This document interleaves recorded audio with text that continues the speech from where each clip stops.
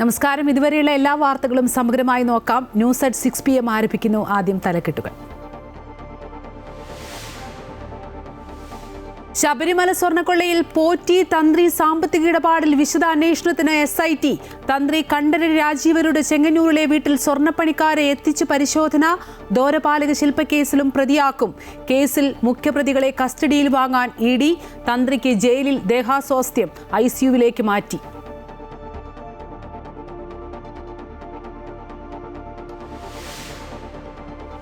തദ്ദേശ സ്ഥാപനങ്ങളിൽ പാർട്ടി അംഗങ്ങൾക്ക് സ്ഥിര നിയമനമെന്ന ആരോപണവുമായി യൂത്ത് ലീഗ് സംസ്ഥാന general secretary PK Firoz.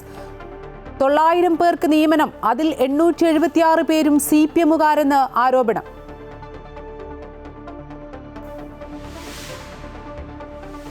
Kochi corporation mayor പദവി ലഭിക്കാൻ ലത്തീൻ സഭ പിന്തുണച്ചു എന്ന പരാമർശം തിരുത്തി VK മിനിമോൾ. വൈകാരികമായി പ്രതികരിച്ചതാണെന്നും എല്ലാ സംഘടനകളും സഹായിച്ചുവെന്നും തിരുത്തൽ.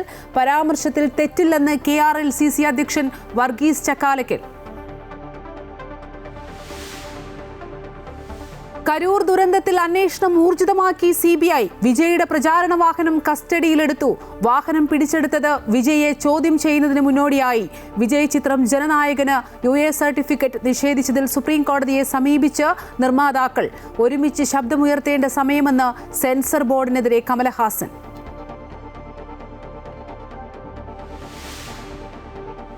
പശ്ചിമബംഗാളിൽ ED മമതാ പോര് മുറുകുന്നു. മമതയുടെ പരാതിയിൽ EDക്കെതിരെ കേസെടുത്ത് ബംഗാൾ പോലീസ്. നിർണായക രേഖകൾ കവർന്നതായി IPAC. മമതയ്ക്കെതിരെ ED സുപ്രീം കോടതിയിൽ. IPAC റെയ്ഡ് തടഞ്ഞത് അന്വേഷിക്കണമെന്ന ആവശ്യം. മമത കവിയറ്റ് ഫയൽ ചെയ്തു. തന്റെ വാദം കേൾക്കാതെ ഉത്തരവിറക്കരുതെന്ന് ആവശ്യം.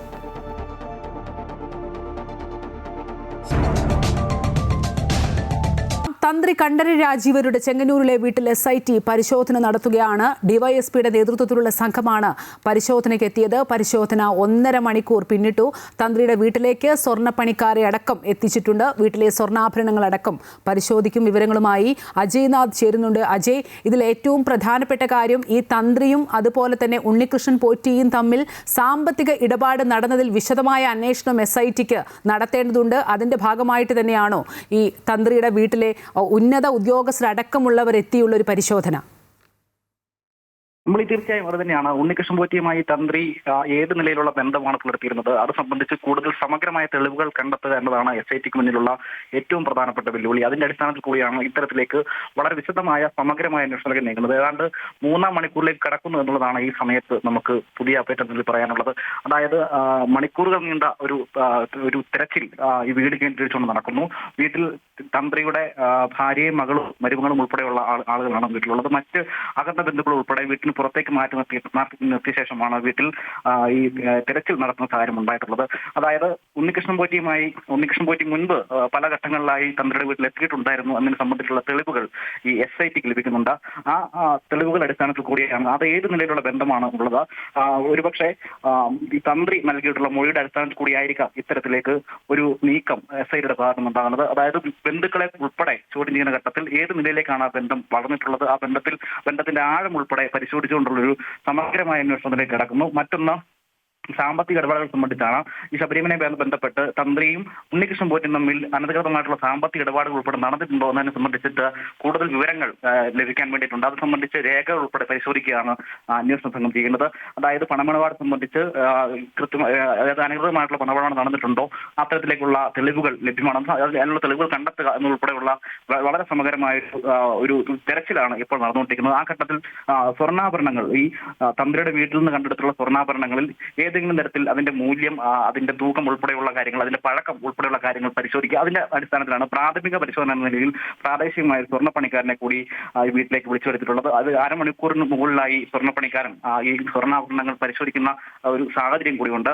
എന്തായാലും വളരെ സമഗ്രമായ നിലയിലുള്ള ഒരു അന്വേഷണമാണ് നിലവിൽ തന്ത്രിയുടെ വീട് കേന്ദ്രീകരിച്ച് പ്രത്യേക അന്വേഷണ സംഘം നടത്തിക്കൊണ്ടിരിക്കുന്നത്. അതായത് തന്ത്രി ഈ ഉണ്ണികൃഷ്ണൻ പോറ്റിയുമായി ബന്ധപ്പെട്ടിട്ടുള്ള കൂടുതൽ വിവരങ്ങൾ ലഭ്യമാവുക, ആ വിവരങ്ങൾ കണ്ടെത്തുക, ഈ മുൻപ് സൂചിപ്പിച്ചതുപോലെ തന്നെ പണമിടപാട് ഉൾപ്പെടെയുള്ള കാര്യങ്ങൾ സംബന്ധിച്ച് കൂടുതൽ വ്യക്തത വരിക, മറ്റൊന്ന് ശബരിമലയുമായി ബന്ധപ്പെട്ടിട്ടുള്ള മറ്റേതെങ്കിലും തരത്തിലുള്ള സ്വർണ്ണപ്പാട് ഉൾപ്പെടെയുള്ള കാര്യങ്ങൾ അല്ലെങ്കിൽ മറ്റേതെങ്കിലും തരത്തിലുള്ള ഉൽപ്പന്നങ്ങൾ, സ്വർണ്ണങ്ങൾ അല്ലെങ്കിൽ അത്തരത്തിലുള്ള തെളിവുകൾ ഈ ക്ഷമിക്കണം തന്ത്രിയുടെ വീട്ടിൽ നിന്ന് കണ്ടെത്താൻ കഴിയുമോ അല്ലെങ്കിൽ കഴിയുമെന്നൊരു പ്രതീക്ഷ കൂടി ഈ എസ് ഐ ടിക്കുണ്ട്, പ്രത്യേക അന്വേഷണ സംഘത്തിനുണ്ട്. അതുകൂടിയാണ് ഇത്തരത്തിലേക്ക് സമഗ്രമായ രീതിയിലുള്ള ഒരു അന്വേഷണം അല്ലെങ്കിൽ ഒരു തെരച്ചിൽ ഈ വീടുമായി ബന്ധപ്പെട്ട് നടന്നുകൊണ്ടിരിക്കുന്നത്. വളരെ പ്രധാനപ്പെട്ട ആളുകൾ മാത്രം ആദ്യഘട്ടത്തിൽ മരുമകൾ അഭിഭാഷക കൂടിയായിട്ട് മരുമകളെ വീട്ടിലേക്ക് പ്രവേശിപ്പിച്ചിരുന്നില്ല. അതായത് മറ്റാരും തന്നെ വീട്ടിലേക്ക് കയറ്റേണ്ടതില്ല എന്നൊരു നിർദ്ദേശം SIT മറ്റ് പോലീസ് ഉദ്യോഗസ്ഥർക്ക് നൽകിയിരുന്നു. ആ പ്രാദേശികമായ ചെങ്ങന്നൂരും മാവേലിക്കരയിൽ നിന്നെല്ലാം വലിയ പോലീസ് സന്നാഹം തന്ത്രിയുടെ വീടിന് മുന്നിലുണ്ട്. എന്തായാലും അതിനുശേഷം മരുമകൾ DYSP കോൺടാക്ട് ചെയ്യുകയും പ്രത്യേക അനുമതി വാങ്ങിക്കൊണ്ടാണ് ഇപ്പോൾ മണിക്കൂറുകൾ മുമ്പ് വീടിനുള്ളിലേക്ക് പ്രവേശിക്കുകയും ചെയ്യുന്ന സാഹചര്യം ഉണ്ടായിട്ടുള്ളത്.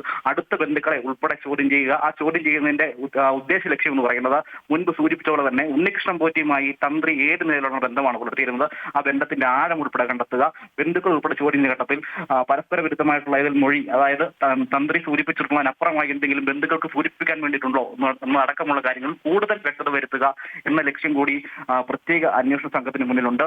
മറ്റൊന്ന് മുൻപ് സൂചിപ്പിച്ചവിടെ തന്നെയുള്ള ഈ സ്വർണ്ണമായിട്ട് ബന്ധപ്പെട്ടുള്ളതാണ്. ഈ വാദിവാഹനവുമായി ബന്ധപ്പെട്ട് ഒരു നിലപാട്, ഒരു സ്റ്റേറ്റ്മെന്റ് ഉൾപ്പെടെ തന്ത്രി മുൻപ് സൂചിപ്പിക്കുന്ന സാഹചര്യം ഉണ്ടായിരുന്നു. അതായത് അതിന്റെ വീട്ടിൽ ഈ വാദിവാഹനമുണ്ട്, ശബരിമല ഉണ്ടായിരുന്ന വാദിവാഹനമുണ്ട് എന്ന തരത്തിലുള്ള പരാമർശം തന്ത്രിയുടെ ഭാഗത്തുണ്ടായിരുന്നു. ആ കാര്യങ്ങൾ ഉൾപ്പെടെ കൂടുതൽ വ്യക്തത വരുത്തുക.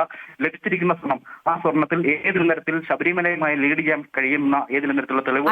അജയ് സൂചിപ്പിച്ച പോലെ തന്നെ ഈ തന്ത്രിക്ക് കുരുക്ക് മുറുകുകയാണ്. പ്രത്യേകിച്ച് ഈ ദ്വാരപാലക ശില്പവുമായി ബന്ധപ്പെട്ട കേസിൽ കൂടി പ്രതിയാക്കാനാണ് ആലോചന. ചൊവ്വാഴ്ച ഹൈക്കോടതിയിൽ SIT റിപ്പോർട്ട് സമർപ്പിക്കും. ഈ റിമാൻഡ് റിപ്പോർട്ടിൽ ഉള്ളതുപോലെ തന്നെ ഈ ഗൂഢാലോചനയിൽ തന്ത്രിക്ക് പങ്കുണ്ടെന്ന് പറയുമ്പോൾ ഇതിന്റെ കൃത്യമായ രേഖകളും തെളിവുകളും ഒക്കെ അന്വേഷണ സംഘത്തിന് കണ്ടെത്തേണ്ടതുണ്ട്. എങ്കിൽ മാത്രമേ കോടതിയിൽ ഇതെല്ലാം നിലനിൽക്കുകയുള്ളൂ. പ്രത്യേകിച്ച് തന്ത്രിയെ പോലുള്ള ഒരാളാണ് ഇപ്പോൾ അറസ്റ്റിലായിരിക്കുന്നത്. അതുകൊണ്ട് തന്നെ ആ രീതിയിലുള്ള തെളിവുകളിലേക്കും അന്വേഷണത്തിലേക്കും ഒക്കെ കടക്കുക തന്നെയല്ലേ ഈ താഴ്മൺ വീട്ടിലെ അടക്കമുള്ള ഈ പോലീസിന്റെ പരിശോധന? തീർച്ചയായും നമ്മൾ ഈ ആത്മഹത്യ കാണണം. സ്വാഭാവികമായ ഒരു അറസ്റ്റ് രേഖപ്പെടുത്തി കഴിഞ്ഞാൽ സ്വാഭാവികമെന്ന നിലയിൽ വീട് കേന്ദ്രീകരിച്ച ഒരു പരിശോധന അത് സ്വാഭാവിക പ്രവർത്തനം തന്നെയാണ്, അതിന്റെ ഭാഗമായിട്ടുള്ള പ്രവർത്തനം. പക്ഷേ നാം മനസ്സിലാക്കുന്നത് ഏറ്റവും പ്രധാനപ്പെട്ട കാര്യം ഈ റിമാൻഡ് റിപ്പോർട്ടുമായിട്ട് ബന്ധപ്പെട്ടുള്ളതാണ്. ആ റിമാൻഡ് റിപ്പോർട്ടിൽ ഗൂഢാലോചന ഉൾപ്പെടെ ഈ പൊതുമുതൽ, അതായത് ഈ പൊതുമുതൽ കൈവശപ്പെടുത്താൻ ശ്രമിക്കുക അല്ലെങ്കിൽ അത് നശിപ്പിക്കാൻ ശ്രമിക്കുക ഉൾപ്പെടെയുള്ള വളരെ ഗുരുതരമായിട്ടുള്ള വകുപ്പ് ഉണ്ണികൃഷ്ണൻ പോറ്റിക്ക് തന്ത്രി എന്ന നിലയിൽ മൗനാനുവാദം നൽകുക. അതായത് ശബരിമലയിൽ നിന്നും ഈ ദാരശില്പം ഉൾപ്പെടെ കടത്തിക്കൊണ്ടു പോകുന്നതിന്, അതായത് ഒരു സ്പോൺസർ എന്ന നിലയിൽ ഉണ്ണികൃഷ്ണൻ പോറ്റിക്ക് ഈ ശബരിമലയിൽ വിഹരിക്കുവാനുള്ളൊരു അനുമതി ഈ തന്ത്രിയുടെ ഭാഗത്തുണ്ടായിരുന്നു. അത് ഉൾപ്പെടെ ഈ സ്വർണം കടത്തിക്കൊണ്ടു പോകാൻ ഉൾപ്പെടെയുള്ള കാര്യങ്ങൾക്കകത്ത് മൗന അനുവാദം നൽകിയിട്ടുണ്ട് എന്നുള്ളതാണ് ഈ തന്ത്രിക്കെതിരെയുള്ള ഏറ്റവും ഗുരുതരമായിട്ടുള്ള ഒരു ആരോപണവും അതോടൊപ്പം തന്നെ വകുപ്പും ഉൾപ്പെടുത്തിയിട്ടുള്ളത്. അതായത് റിമാൻഡ് റിപ്പോർട്ടിൽ ആ കാര്യം കൃത്യമായി സൂചിപ്പിക്കുന്നുണ്ട്. ഈ ഉണ്ണികൃഷ്ണൻ പോറ്റി ഇത്തരത്തിലേക്കൊരു ക്രിമിനൽ പശ്ചാത്തലമുള്ള ആളാണ്. പക്ഷേ ആ അത്തരത്തിലേക്ക് ഒരു കൃത്യം ചെയ്യുമ്പോൾ ആ കൃത്യത്തിൽ മൗനമായി അനുവാദം നൽകിയിരുന്ന സാഹചര്യം ഉണ്ടായിട്ടുണ്ട്. അതാണ് ഈ തന്ത്രിക്ക് ഇപ്പോൾ കുരുക്കായി മാറിയിട്ടുള്ളത്. അതിന്റെ അടിസ്ഥാനത്തിലാണ് അതിലേക്ക് ലീഡ് ചെയ്യുന്ന കൂടുതൽ തെളിവുകൾ ഈ തന്ത്രിയുടെ വീട്ടിൽ നിന്നുണ്ടായി കണ്ടെത്താൻ വേണ്ടി കഴിയും. സ്വാഭാവികമായും മുൻപ് സൂചിപ്പിച്ചതുപോലെ തന്നെ തന്ത്രിയുടെ വീട്ടിലേക്ക് ഉണ്ണികൃഷ്ണൻ പോറ്റി എത്തിയിട്ടുണ്ട്. ആ നിലയിലേക്ക് വലിയ അടുത്ത ബന്ധം ഇവർ തമ്മിലുണ്ട് എന്ന് SITക്ക് നല്ല ധാരണയുണ്ട്. ആ അടിസ്ഥാനത്തിൽ കൂടുതൽ തെളിവുകൾ, അതിലേക്ക് ലീഡ് ചെയ്യുന്ന കൂടുതൽ തെളിവുകൾ വീട്ടിൽ നിന്നും കണ്ടെത്താൻ കഴിയും എന്ന ഉറച്ച വിശ്വാസത്തിൽ തന്നെയാണ് SIT ഈ നിലയിലേക്ക് അന്വേഷണം പുരോഗമിച്ചുകൊണ്ടിരിക്കുന്നത്. മണിക്കൂറുകൾ നീണ്ട ഒരു തെരച്ചിൽ ഇപ്പോഴും വീട്ടിൽ പുരോഗമിച്ചുകൊണ്ടിരിക്കുന്നു എന്നുള്ളതാണ്. അതിന്റെ അടിസ്ഥാനത്തിൽ കൂടിയാണ് ഈ സ്വർണം കേന്ദ്രീകരിച്ചുകൊണ്ട് ഒരു സ്വർണ്ണ പണിക്കാരനെ ഉൾപ്പെടുത്തുകൊണ്ടെന്ന് പ്രാഥമികമായ ഒരു അന്വേഷണം നടത്തുക. ആ നിലയിലേക്ക് ഇയാളുടെ ഒരു റിപ്പോർട്ട്, അയാൾ പറഞ്ഞ ഒരു നിർദ്ദേശത്തിന്റെ അടിസ്ഥാനത്തിൽ ഏതെങ്കിലും കാലപ്പഴക്കം സ്വർണമോ അല്ലെങ്കിൽ ശബരിമലയുമായി ലീഡ് ചെയ്യുന്ന തരത്തിലേക്കുള്ള എന്തെങ്കിലും കണ്ടെത്താൻ കഴിഞ്ഞിട്ടുണ്ടെങ്കിൽ അതുൾപ്പെടെ കസ്റ്റഡിയിൽ എടുത്തുകൊണ്ട് വളരെ സമഗ്രമായ രീതിയിലേക്ക് അന്വേഷണം വ്യാപിപ്പിക്കാനുള്ള ഒരു തീരുമാനത്തിൽ തന്നെയാണ് SIT ഉള്ളത്. ശരി, തന്ത്രി കണ്ഠരര് രാജീവരുടെ ചെങ്ങന്നൂരിലെ വീട്ടിൽ SITയുടെ പരിശോധന പുരോഗമിക്കുകയാണ്. DYSPയുടെ നേതൃത്വത്തിലുള്ള ഉന്നത ഉദ്യോഗസ്ഥരടക്കമുള്ളവർ ചേർന്നാണ് പരിശോധന നടത്തുന്നത്. പരിശോധന 1.5 മണിക്കൂർ പിന്നിട്ടു. ഏകദേശം 3:30 കൂടിയാണ് ഉന്നത ഉദ്യോഗസ്ഥരടക്കം താഴ്മൺ കുടുംബത്തിലേക്ക് പരിശോധനയുമായി ബന്ധപ്പെട്ട് എത്തുന്നത്. തന്ത്രിയുടെ വീട്ടിലേക്ക് സ്വർണ്ണപ്പണിക്കാരെ എത്തിച്ചാണ് ഇപ്പോൾ പരിശോധന നടത്തുന്നത്. വീട്ടിലെ സ്വർണ്ണാഭരണങ്ങളടക്കം പരിശോധിക്കുന്നുണ്ട്. ഉണ്ണികൃഷ്ണൻ പോറ്റിയും അതുപോലെ തന്നെ തന്ത്രിയും തമ്മിലുള്ള സാമ്പത്തിക ഇടപാടിലാണ് വിശദമായ അന്വേഷണം അന്വേഷണവും തെളിവുമൊക്കെ SITക്ക് കണ്ടെത്തേണ്ടതുള്ളത്. വിശദാംശങ്ങൾ നൽകുകയായിരുന്നു അജയ്നാഥ്. തന്ത്രി കണ്ഠരര് രാജീവരെ ദ്വാരപാലക ശില്പക്കേസിലും പ്രതി ചേർക്കും. ചൊവ്വാഴ്ച കോടതിയിൽ SIT റിപ്പോർട്ട് സമർപ്പിക്കും. ED തിങ്കളാഴ്ച പ്രതികൾക്കായി കസ്റ്റഡി അപേക്ഷ നൽകും. തന്ത്രിസ്ഥാനത്തിരിക്കുമ്പോൾ എന്തൊക്കെ ചെയ്യണമെന്നത് ദേവസ്വം മാനുവലിൽ വ്യക്തമാണ്. ചട്ടപ്രകാരം തിരുവിതാംകൂർ ദേവസ്വം ബോർഡിന്റെ ശബരിമലയിലെ സ്വത്ത് സംരക്ഷിക്കേണ്ട കർത്തവ്യം അധികൃതരെ പോലെ തന്നെ തന്ത്രിക്കുമുണ്ട്. അതിൽ കുറ്റകരമായ അനാസ്ഥ വരുത്തിയെന്ന് തെളിഞ്ഞതോടെയാണ് അറസ്റ്റ് രേഖപ്പെടുത്തിയത്. തന്ത്രി കണ്ഠരര് രാജീവർക്കായി തിങ്കളാഴ്ച പ്രത്യേക അന്വേഷണ സംഘം കസ്റ്റഡി അപേക്ഷ നൽകും. EDയും മുഖ്യപ്രതി അടക്കമുള്ളവരെ കസ്റ്റഡിയിൽ വാങ്ങാൻ തിങ്കളാഴ്ച കോടതിയെ സമീപിക്കും. പോറ്റി ശബരിമലയിലെത്തിയത് തന്ത്രി വഴിയാണ്. ഇതുവഴി ഏതെങ്കിലും വിധത്തിൽ സാമ്പത്തിക ലാഭം ഉണ്ടായിട്ടുണ്ടോ എന്നത് പരിശോധിക്കാനാണ് SIT തന്ത്രിയെ കസ്റ്റഡിയിൽ വാങ്ങുന്നത്. ഉണ്ണികൃഷ്ണൻ പോറ്റി, പത്മകുമാർ എന്നിവരെയും കസ്റ്റഡിയിൽ വാങ്ങി ഒരുമിച്ച് ചോദ്യം ചെയ്യാനാണ് നീക്കം. നഷ്ടത്തിന്റെ ആകെ മൂല്യം കണക്കാക്കി പ്രതികളുടെ സ്വത്ത് കണ്ടുകെട്ടാനാണ് EDയുടെ നീക്കം. SIT പ്രതിയാക്കിയ എല്ലാവരെയും EDയും പ്രതി ചേർക്കും. കള്ളപ്പണം വെളുപ്പിക്കൽ തടയൽ നിയമപ്രകാരമാണ് ED അന്വേഷണം നടത്തുന്നത്. 2019 സ്വർണ്ണക്കൊള്ളയിൽ കള്ളപ്പണ ഇടപാട് നടന്നിട്ടുണ്ടോ എന്നതാണ് പരിശോധിക്കുന്നതെങ്കിലും 2025 വരെയുള്ള എല്ലാ സംഭവങ്ങളും EDയുടെ അന്വേഷണ പരിധിയിൽ വരും. ചൊവ്വാഴ്ച തന്ത്രിയുടെ ജാമ്യാപേക്ഷ കോടതി പരിഗണിക്കും. അമൃത ന്യൂസ്, തിരുവനന്തപുരം. ശബരിമല സ്വർണ്ണക്കൊള്ള കേസിൽ അറസ്റ്റിലായ തന്ത്രി കണ്ഠരര് രാജീവർക്ക് ജയിലിൽ ദേഹാസ്വാസ്ഥ്യം. ജയിലിൽ വെച്ച് തനിക്ക് തലകറക്കമുണ്ടെന്ന് അധികൃതരെ അറിയിച്ചു. നിലവിൽ തന്ത്രിയെ തിരുവനന്തപുരം മെഡിക്കൽ കോളേജ് ആശുപത്രിയിൽ പ്രവേശിപ്പിച്ചിരിക്കുകയാണ്. ശബരിമല സ്വർണ്ണക്കൊള്ള കേസിൽ കഴിഞ്ഞ ദിവസം അറസ്റ്റിലായ തന്ത്രി കണ്ഠരര് രാജീവരെ ദേഹാസ്വാസ്ഥ്യത്തെ തുടർന്ന് ആദ്യം തിരുവനന്തപുരം ജനറൽ ആശുപത്രിയിൽ എത്തിച്ച് ECG അടക്കമുള്ളവ പരിശോധിച്ചിരുന്നു. തുടർ പരിശോധനകൾക്കും ചികിത്സയ്ക്കുമായി തന്ത്രി കണ്ഠരര് രാജീവരെ തിരുവനന്തപുരം മെഡിക്കൽ കോളേജ് ആശുപത്രിയിലേക്ക് മാറ്റി. തിരുവനന്തപുരം സ്പെഷ്യൽ സബ് ജയിലിൽ റിമാൻഡിലായിരുന്ന തന്ത്രി ഇന്നലെ മുതൽ ശാരീരിക അസ്വസ്ഥതകൾ പ്രകടിപ്പിച്ചിരുന്നു. വെള്ളിയാഴ്ച മണിക്കൂറുകൾ ചോദ്യം ചെയ്യലിനൊടുവിലാണ് തന്ത്രിയെ പ്രത്യേക അന്വേഷണ സംഘം അറസ്റ്റ് ചെയ്തത്. വ്യക്തമായ പരിശോധനയ്ക്കും നിയമോപദേശത്തിനും ശേഷമാണ് തന്ത്രിയുടെ അറസ്റ്റിലേക്ക് SIT എത്തിയത്. ഈ മാസം 23-ാം തീയതി വരെയാണ് തന്ത്രിയെ റിമാൻഡ് ചെയ്തിട്ടുള്ളത്. അമൃത ന്യൂസ്, തിരുവനന്തപുരം. ശബരിമല സ്വർണ്ണക്കൊള്ള കേസിൽ UDFനും LDFനുമെതിരെ സമരത്തിനൊരുങ്ങി BJP. വികസിത കേരളവും വിശ്വാസ സംരക്ഷണവും മുസ്ലിം ലീഗും ജമാഅത്തെ ഇസ്ലാമിയും ഉയർത്തുന്ന അപകട രാഷ്ട്രീയവും വരും ദിവസങ്ങളിൽ കേരളത്തിൽ ചർച്ച ചെയ്യുമെന്ന് BJP സംസ്ഥാന അധ്യക്ഷൻ രാജീവ് ചന്ദ്രശേഖർ. തന്ത്രിയുടെ അറസ്റ്റ് ജനശ്രദ്ധ തിരിച്ച് CPM മന്ത്രിമാരെ സംരക്ഷിക്കാനുള്ള ശ്രമമാണെന്ന് സംശയമുണ്ടെന്നും അദ്ദേഹം പറഞ്ഞു. അദ്ദേഹത്തിൻ്റെ റിമാൻഡ് റിപ്പോർട്ട് ഞങ്ങൾ പഠിച്ചു.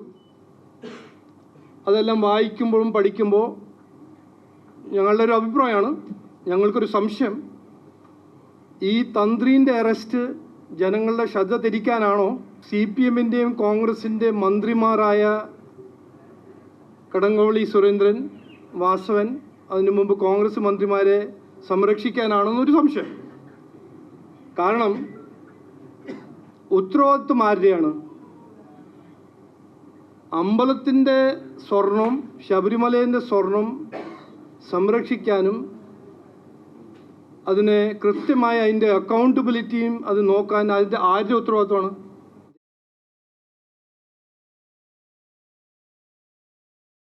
തദ്ദേശ സ്ഥാപനങ്ങളിൽ കരാർ നിയമനം നേടിയ ജീവനക്കാരെ സ്ഥിരപ്പെടുത്താൻ നീക്കം നടക്കുന്നുണ്ടെന്നും തൊഴിൽ തേടുന്നവരെ നിരാശപ്പെടുത്തുന്ന തീരുമാനമാണ് ഇതെന്നും മുസ്ലിം ലീഗ് യൂത്ത് ലീഗ് സംസ്ഥാന general secretary PK Firos. Technical അസിസ്റ്റന്റുമാർ എളമരം കരീമിന് നൽകിയ കത്ത് പുറത്തു വന്നിട്ടുണ്ട്. കരാർ നിയമനത്തിലെ ഭൂരിഭാഗം ആളുകളും LDFുമായി ബന്ധപ്പെട്ടവരാണ്. അതിന് ദേശാഭിമാനി പത്രത്തിന്റെ വരിക്കാരാണ് എന്നതാണ് മാനദണ്ഡമാക്കിയത്. പിൻവാതിൽ നിയമനം അംഗീകരിക്കില്ലെന്നും ഫിറോസ് കോഴിക്കോട് പറഞ്ഞു. കരാർ നിയമനം വഴി കഴിഞ്ഞ 10 കൊല്ലത്തിനിടയിൽ തദ്ദേശ സ്വയംഭരണ സ്ഥാപനങ്ങളിൽ ജോലി നേടിയ CPM പ്രവർത്തകരെ സ്ഥിരപ്പെടുത്താൻ വേണ്ടിയുള്ള നീക്കങ്ങൾ ആരംഭിച്ചിരിക്കുകയാണ്. ഇതൊരു കാരണവശാലും അംഗീകരിക്കാൻ കഴിയില്ല. PSC വഴി പരീക്ഷ എഴുതി ജോലിക്ക് വേണ്ടി കാത്തിരിക്കുന്ന ലക്ഷക്കണക്കിന് വരുന്ന ഉദ്യോഗാർത്ഥികളെ വഞ്ചിക്കുന്ന ഒരു നിലപാടാണ് കേരളം ഭരിച്ചുകൊണ്ടിരിക്കുന്ന സംസ്ഥാന സർക്കാർ സ്വീകരിച്ചുകൊണ്ടിരിക്കുന്നത്. ഇതിലേറ്റവും കൗതുകരമായൊരു കാര്യം, അല്ലെങ്കിൽ ഉദ്യോഗാർത്ഥികളെയും കേരളത്തിലെ ജനങ്ങളെയും ഞെട്ടിപ്പിക്കുന്ന ഒരു കാര്യം, പച്ചക്ക് പാർട്ടി പ്രവർത്തകരെ നിയമിക്കണമെന്ന് പരസ്യമായി പറയുന്ന ഒരു നിലപാടാണ് ഇക്കാര്യത്തിൽ CITU സ്വീകരിച്ചത്. കരൂർ ദുരന്തവുമായി ബന്ധപ്പെട്ട കേസിൽ തമിഴക വെട്രിക്കഴകം അധ്യക്ഷൻ വിജയുടെ പ്രചാരണ വാഹനം കസ്റ്റഡിയിലെടുത്ത് CBI. ചെന്നൈ പനയൂരിലെ TVK ആസ്ഥാനത്ത് നിന്നാണ് വാഹനം പിടിച്ചെടുത്തത്. വാഹനം കരൂരിലെ CBI ക്യാമ്പ് ഓഫീസിലേക്ക് മാറ്റി. 2025 സെപ്റ്റംബറിൽ കരൂരിൽ നടന്ന TVKയുടെ രാഷ്ട്രീയ റാലിക്കിടെയുണ്ടായ തിക്കിലും തിരക്കിലും പെട്ട് 41 പേരാണ് മരിച്ചത്. ദുരന്തത്തിന് പിന്നിലെ സുരക്ഷാ വീഴ്ചകളും മാനദണ്ഡങ്ങളുടെ ലംഘനവുമാണ് പ്രധാനമായും CBI പരിശോധിക്കുന്നത്. ജനുവരി 12 ഡൽഹിയിൽ ഹാജരാകാൻ വിജയ്ക്ക് നേരത്തെ CBI നോട്ടീസ് അയച്ചിരുന്നു. സംസ്ഥാന സർക്കാരിന്റെയും പോലീസിന്റെയും വീഴ്ച കാരണമാണ് കരൂരിൽ അപകടമുണ്ടായത് എന്നാണ് TVK വാദിക്കുന്നത്. വിജയുടെ വിടവാങ്ങൽ ചിത്രം ജനനായകന് വേണ്ടിയുള്ള പോരാട്ടം സുപ്രീം കോടതിയിലേക്ക്. UA സർട്ടിഫിക്കറ്റ് നിഷേധിച്ച നടപടിക്കെതിരായ നിർമ്മാതാക്കളായ KVN പ്രൊഡക്ഷൻസ് സുപ്രീം കോടതിയെ സമീപിച്ചു. മദ്രാസ് ഹൈക്കോടതി ഡിവിഷൻ ബെഞ്ചിന്റെ ഉത്തരവിനെതിരെയാണ് ഹർജി. അതിനിടെ സെൻസർ ബോർഡിനെതിരെ നടൻ കമലഹാസനും രംഗത്ത് വന്നു. വിജയ് ചിത്രം ജനനായകന്റെ റിലീസുമായി ബന്ധപ്പെട്ടുള്ള വിവാദങ്ങൾ കെട്ടടങ്ങുന്നില്ല. സിനിമയ്ക്ക് ഇതുവരെയും സെൻസർ ബോർഡിൽ നിന്നും സർട്ടിഫിക്കറ്റ് ലഭിച്ചില്ല. കഴിഞ്ഞ ദിവസം പ്രദർശനാനുമതി നൽകിക്കൊണ്ട് സിംഗിൾ ബെഞ്ച് പുറപ്പെടുവിച്ച ഉത്തരവ് ഡിവിഷൻ ബെഞ്ച് തടഞ്ഞിരുന്നു. ഇതിന് പിന്നാലെ സിനിമയുടെ നിർമ്മാതാക്കൾ സുപ്രീം കോടതിയെ സമീപിച്ചിരിക്കുകയാണ്. അതിനിടെ സെൻസർ ബോർഡിനെതിരെ നടൻ കമൽഹാസനും രംഗത്ത് വന്നു. ഒരുമിച്ച് ശബ്ദമുയർത്തേണ്ട സമയം എന്നായിരുന്നു കമൽഹാസന്റെ പ്രതികരണം. മദ്രാസ് ഹൈക്കോടതി ഡിവിഷൻ ബെഞ്ച് ഉത്തരവിനെതിരെ വെളിപ്പെടുത്തലുമായി ജനനായകന്റെ നിർമ്മാതാവ് രംഗത്ത് വന്നിരുന്നു. സെൻസർ ബോർഡ് നീക്കങ്ങളിൽ അട്ടിമറി നടന്നു എന്നാണ് നിർമ്മാതാവിന്റെ ആരോപണം. നിർദ്ദേശിച്ച മാറ്റങ്ങൾ ഉൾപ്പെടുത്തിയിട്ടും സർട്ടിഫിക്കറ്റ് ലഭിച്ചില്ല എന്നും അദ്ദേഹം പറയുന്നു. സെൻസർ ബോർഡ് ആദ്യം നിർദ്ദേശിച്ച മാറ്റങ്ങൾ വരുത്തിയ ശേഷവും സർട്ടിഫിക്കറ്റ് നൽകാതെ മനഃപൂർവ്വം റിലീസ് തടയുന്നുവെന്ന് ചൂണ്ടിക്കാണിച്ചായിരുന്നു ജനനായകന്റെ നിർമ്മാതാക്കൾ കോടതിയെ സമീപിച്ചത്. ഇത് പരിഗണിച്ച ജസ്റ്റിസ് PT ആശ അധ്യക്ഷയായ സിംഗിൾ ബെഞ്ച് സെൻസർ ബോർഡ് നടപടികളെ വിമർശിക്കുകയും പ്രദർശനാനുമതി നൽകുകയുമായിരുന്നു. എന്നാൽ പിന്നാലെ ഹൈക്കോടതി ചീഫ് ജസ്റ്റിസ് അധ്യക്ഷനായ ഡിവിഷൻ ബെഞ്ചിനെ CBFC സമീപിക്കുകയായിരുന്നു. ഇതിൽ വാദം കേൾക്കവെയാണ് റിലീസിന് അനുമതി നൽകിയ സിംഗിൾ ബെഞ്ച് ഉത്തരവ് ഡിവിഷൻ ബെഞ്ച് സ്റ്റേ ചെയ്തത്. ജനുവരി 21 ഇനി ഹർജി പരിഗണിക്കുകയെന്നും കോടതി വ്യക്തമാക്കി. ജനുവരി 9 ജനനായകന്റെ ആദ്യ റിലീസ് ഡേറ്റ്. പലയിടത്തും സിനിമയുടെ ബുക്കിംഗ് ഉൾപ്പെടെ ആരംഭിച്ചിരുന്നു. ഹിന്ദി, തെലുങ്ക്, മലയാളം, കന്നഡ ഭാഷകളിലെ ഡബ്ബ് ചെയ്ത പതിപ്പുകൾക്ക് അനുമതി നൽകുന്നതിന് മുൻപ് ചിത്രത്തിന്റെ തമിഴ് പതിപ്പിന്റെ സർട്ടിഫിക്കേഷൻ ആവശ്യമാണ്. റിലീസ് പ്രതിസന്ധികൾ നേരിടുന്നുവെങ്കിലും ജനനായകൻ ആദ്യ ദിനം തന്നെ വലിയ കളക്ഷൻ നേടുമെന്നാണ് കണക്കുകൂട്ടൽ. News desk Amrita news. പശ്ചിമ ബംഗാൾ മുഖ്യമന്ത്രി മമതാ ബാനർജിക്കെതിരെ ED സുപ്രീം കോടതിയിൽ ഐപാക് റെയ്ഡ് തടഞ്ഞത് അന്വേഷിക്കണമെന്ന് EDയുടെ ആവശ്യം. കഴിഞ്ഞ ദിവസം ഇതുമായി ബന്ധപ്പെട്ട ഹർജികൾ പരിഗണിക്കവേ കൊൽക്കത്ത ഹൈക്കോടതിയിൽ നാടകീയ രംഗങ്ങൾ സംഭവിച്ചിരുന്നു. കോടതി മുറിയിലെ വലിയ ജനത്തിരക്ക് ചൂണ്ടിക്കാട്ടി ഹർജികൾ പരിഗണിക്കേണ്ടിയിരുന്ന ജഡ്ജി കോടതി മുറിയിൽ നിന്ന് ഇറങ്ങിപ്പോയി. ഈ ഹർജി അടുത്ത ബുധനാഴ്ച മാത്രമേ കൊൽക്കത്ത കോടതി പരിഗണിക്കൂ. ഇതേ തുടർന്നാണ് ED സുപ്രീം കോടതിയെ സമീപിച്ചത്. അതേസമയം മമത കവിയേറ്റ് ഫയൽ ചെയ്തു. തന്റെ വാദം കേൾക്കാതെ ഉത്തരവിറക്കരുത് എന്നാണ് മമതയുടെ ആവശ്യം. കേരളത്തിന് വെട്ടിക്കുറച്ച 21,000 കോടി പ്രത്യേക പാക്കേജായി അനുവദിക്കണമെന്ന് ധനമന്ത്രി KN ബാലഗോപാൽ. വിഴിഞ്ഞവുമായി ബന്ധപ്പെട്ട ചില പദ്ധതികൾ മുന്നോട്ട് വെച്ചിട്ടുണ്ട്.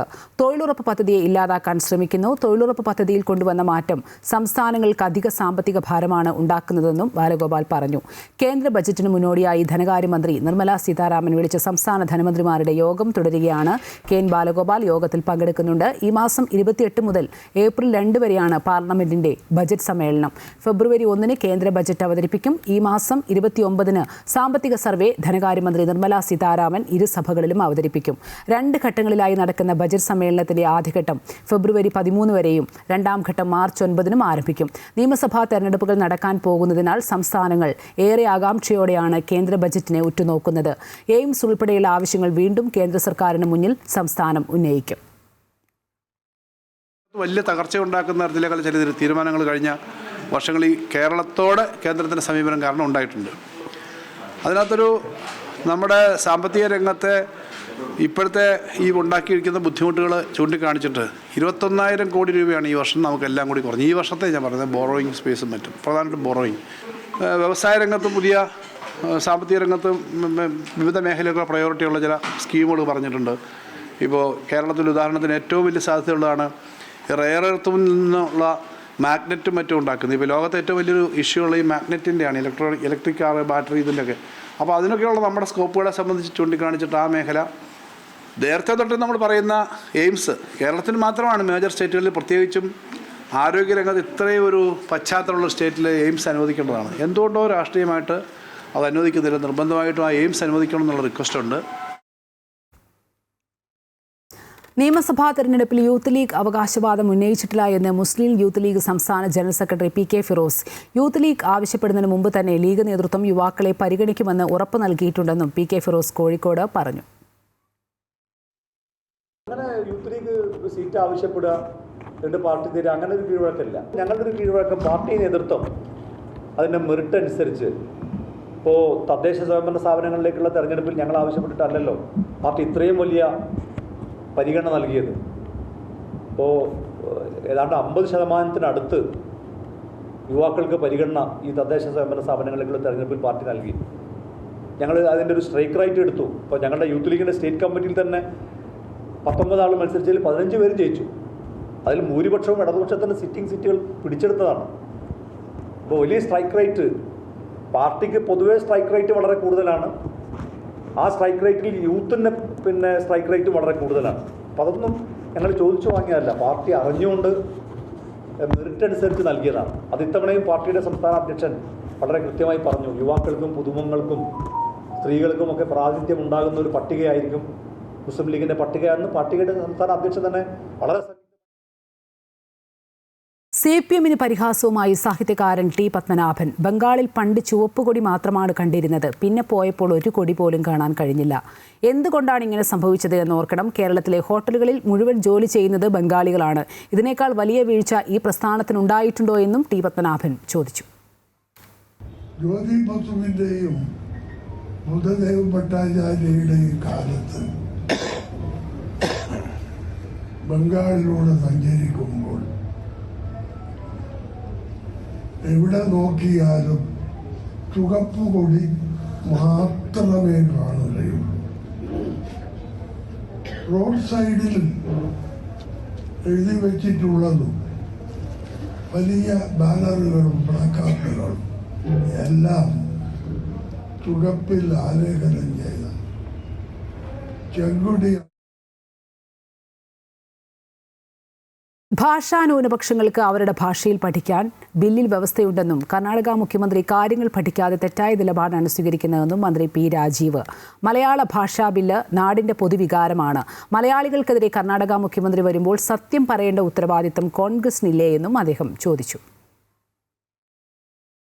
കർണാടക മുഖ്യമന്ത്രി കാര്യങ്ങൾ പഠിക്കാതെ കോൺഗ്രസ് നേതൃത്വത്തിന്റെ നിർദ്ദേശപ്രകാരമായിരിക്കാം ഒരു വളരെ തെറ്റായ നിലപാടാണ് സ്വീകരിച്ചിട്ടുള്ളത്.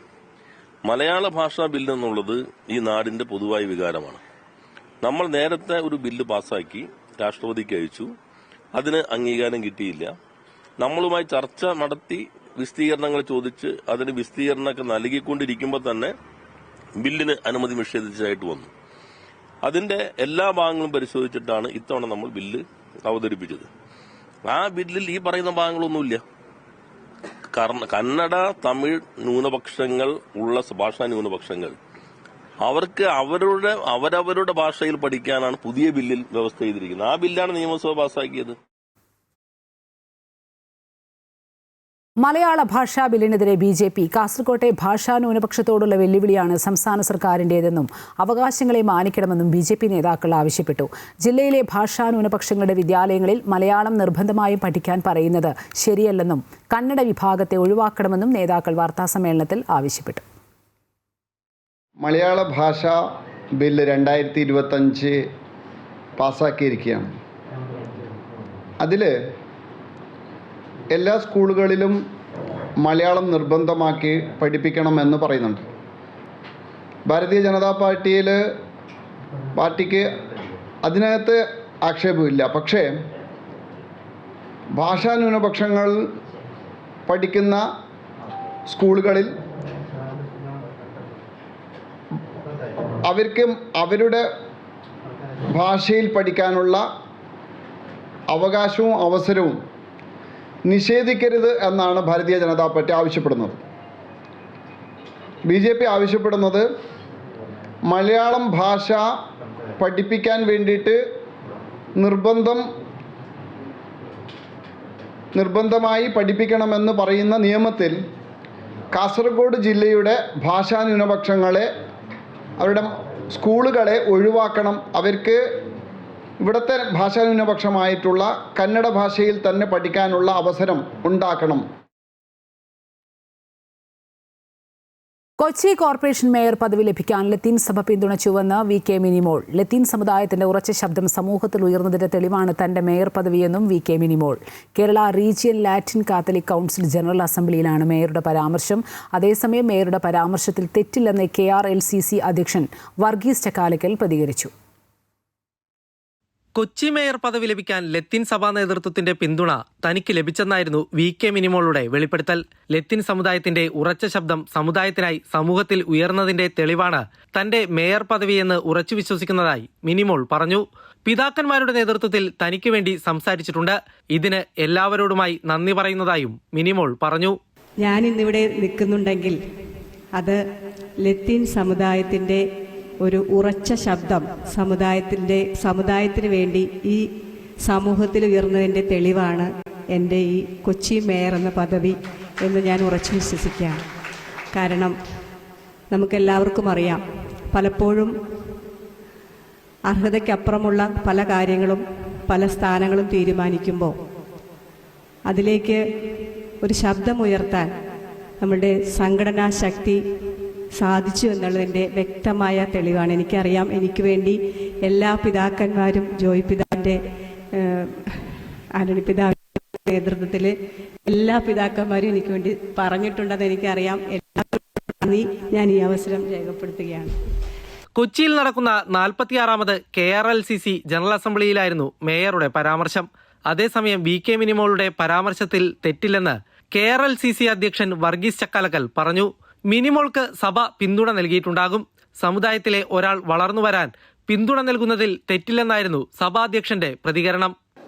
അതിപ്പോൾ സ്വാഭാവികമായിട്ടുള്ളൊരു കാര്യമല്ലേ.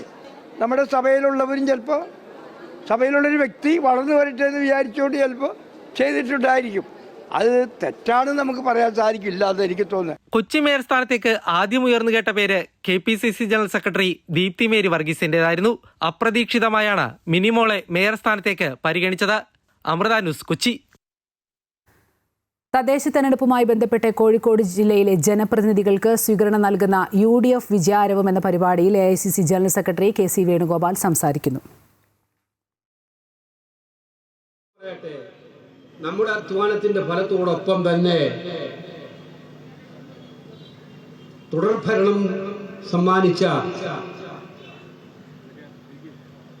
വേദനയുള്ള ജനങ്ങളുടെ യഥാർത്ഥമായ പ്രതികരണവും ഈ തെരഞ്ഞെടുപ്പിൽ ഉണ്ടായിട്ടുണ്ട്.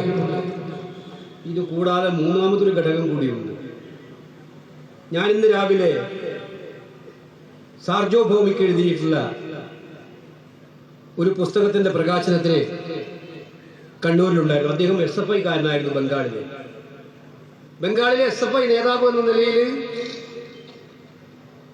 പ്രസിഡൻസി കോളേജിലും കൽക്കത്ത യൂണിവേഴ്സിറ്റിയിലും ഒക്കെ തന്നെ SFI നയിച്ച നേതാവായിരുന്നു അദ്ദേഹം. പിന്നീട് ജേർണലിസ്റ്റായി. അദ്ദേഹം എഴുതിയ പുസ്തകമാണ് ഇന്ന് കണ്ണൂരിൽ മലയാള പരിഭാഷയാണ് പ്രകാശനം ചെയ്യാറ്. ആ പുസ്തകം ഒന്ന് വായിച്ചാൽ കമ്മ്യൂണിസ്റ്റ് മാർക്സിസ്റ്റ് പാർട്ടിക്ക് 30 വർഷക്കാലം ഭരണം നൽകിയതിലൂടെ ഒരു പാർട്ടിയുടെ ആശയപരമായ അധപ്പതനത്തിന്റെ ഒരുപാട് സാക്ഷ്യങ്ങൾ ആ പുസ്തകത്തിലുണ്ടായിരുന്നു. അവരുടെ ഭരണം മാഫിയ ഭരണമായി മാറുന്നത്, അവരുടെ ഭരണം ജനങ്ങളുടെ എതിരായിട്ടുള്ള ഭരണമായി മാറുന്നത്, അങ്ങനെ കൺമുന്നിലൂടെ കമ്മ്യൂണിസം വഴുതി വീണ് അധികാര കൊതിമൂത്ത കമ്മ്യൂണിസ്റ്റുകാർ ആ പാർട്ടിയെ പോലും കുഴിച്ചു മൂടത്തക്കവണ്ണമുള്ള നയങ്ങളുമായി മുന്നോട്ട് പോയെന്ന് അദ്ദേഹം അതിൽ എഴുതിക്കൊണ്ടിരിക്കുകയാണ്. അവസാനം അദ്ദേഹം ആ പുസ്തകം അവസാനിപ്പിക്കുന്നത് 2021 അദ്ദേഹം ബംഗാൾ നിയമസഭാ തെരഞ്ഞെടുപ്പിന് തൊട്ടു മുൻപ് കമ്മ്യൂണിസ്റ്റ് പാർട്ടിയുടെ സംസ്ഥാന കമ്മിറ്റി ഓഫീസിലേക്ക് പോയപ്പോൾ വലിയ കൊട്ടാരമാണ് അവിടെ ഓഫീസ്. അവിടെ ആ ഓഫീസിൽ ചായ കുടിച്ച് ഭക്ഷണം കഴിച്ചുകൊണ്ടിരിക്കുന്ന ഒരു പാർട്ടി ഓഫീസിൽ കാണാത്ത ഒരു ജാഗ്രതയും ഒന്നുമില്ലാതെ എന്ത് സംഭവിച്ചാലും ഒന്നുമില്ല എന്ന് നിസ്സംഗതയോട് കാണുന്ന കമ്മ്യൂണിസ്റ്റ് പാർട്ടി നേതൃത്വത്തെക്കുറിച്ച് പറഞ്ഞിട്ടാണ് ആ പുസ്തകം അവിടെ അവസാനിക്കുന്നത്. ഇവിടെയും എനിക്ക് പറയാനുള്ളത്, തുടർഭരണം എന്നുള്ളത് പാർട്ടിയുടെ ആശയങ്ങൾ വളരുകയല്ല.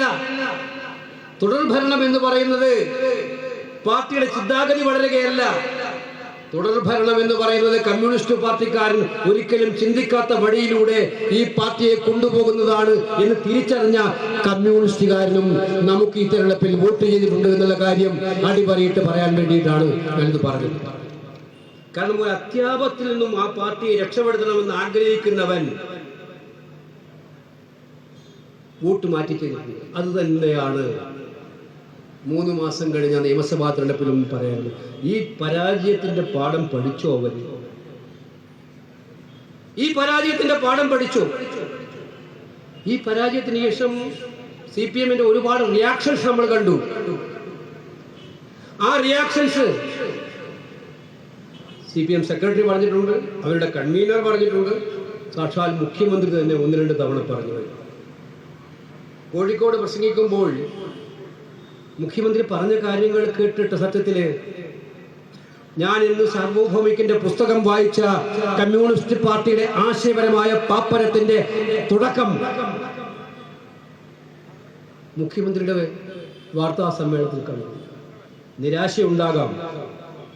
3ാമത് ഭരണം കിട്ടാത്ത വണ്ണം കേരളം തങ്ങളെ തള്ളിപ്പറയുകയാണെന്ന് പഞ്ചായത്ത് മുനിസിപ്പൽ തെരഞ്ഞെടുപ്പിലൂടെ ബോധ്യപ്പെട്ടതിന്റെ നിരാശയിൽ നിന്നായിരിക്കാം. അതല്ലെങ്കിൽ എങ്ങനെയെങ്കിലും ജയിക്കാൻ വേണ്ടിയിട്ടുള്ള കരകയറിൽ കോഴിക്കോട്ടെ തദ്ദേശ തെരഞ്ഞെടുപ്പിലെ ജനപ്രതിനിധികൾക്ക് സ്വീകരണം നൽകുന്ന UDF വിജയാരവം പരിപാടി പുരോഗമിക്കുകയാണ്. KC വേണുഗോപാലാണ് സംസാരിക്കുന്നത്. PK കുഞ്ഞാലിക്കുട്ടി, ഷാഫി പറമ്പിൽ അടക്കമുള്ള നേതാക്കളൊക്കെ തന്നെ പങ്കെടുക്കുന്നുണ്ട്. അതിന്റെ തത്സമയ ദൃശ്യങ്ങളാണ് കണ്ടത്.